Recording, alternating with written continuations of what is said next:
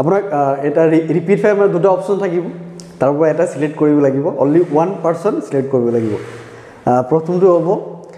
হিমন্ত বিশ্ব শৰ্মা ডাঙৰীয়া আৰু সৰ্বানন্দ সোণোৱাল ডাঙৰীয়া আপুনি অনলি ওৱান ডিসাইড কৰিব লাগিব মানে কাক ভাল পাওঁ হিমন্ত বিশ্ব শৰ্মাৰ লগত মোৰ ৰাজনৈতিক সম্বন্ধতকৈ ব্যক্তিগত সম্বন্ধ মোৰ বন্ধু স্বাভাৱিকতে বন্ধুজনৰ প্ৰতি উইকনেছ এটা নিশ্চয় থাকিব তো তাৰপিছত আহিব মোদী ডাঙৰীয়া আৰু আপোনাৰ অমিত শ্বাহ হয় নৰেন্দ্ৰ মোদী আজি বিশ্বৰ নেতা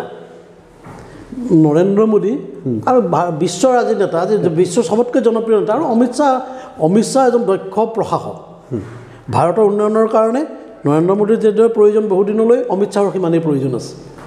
আপুনি অনলি ওৱান ক'ব লাগিব এইটো আমাৰ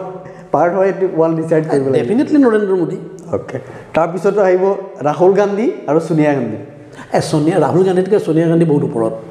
ৰাহুল গান্ধীৰ লগত মানে সোনিয়া গান্ধীৰ লগত ৰাহুল গান্ধীৰ তুলনা নহয় আমি কংগ্ৰেছত থকা অৱস্থাত দুইজন নেতাকে দেখিছোঁতো তথাপিও সোনিয়া গান্ধীৰ জনসাধাৰণৰ প্ৰতি অলপ দায়বদ্ধ আছে যেতিয়া কথা বতৰা কয় আপুনিও দেখিছে অলপ কথাত গুৰুত্ব থাকে এওঁ যি টি কথা কৈ দিয়ে ৰাহুল গান্ধী সোনিয়া গান্ধীৰ লগত ৰাহুল গান্ধীৰ তুলনা নহয় আৰু এটা হ'ব অসমৰ নেক্সট CM কোন হ'ব মানে নেক্সট CM মানে অহা বছৰ CM কোন আহিব মানে যেতিয়ালৈকে হিমন্ত বিশ্ব শৰ্মাই বিচাৰিব আৰু অসম বিজেপিৰ নেতৃত্বই যেতিয়ালৈকে বিচাৰিব হিমন্ত বিশ্ব শৰ্মা অসমৰ মুখ্যমন্ত্ৰী থাকিব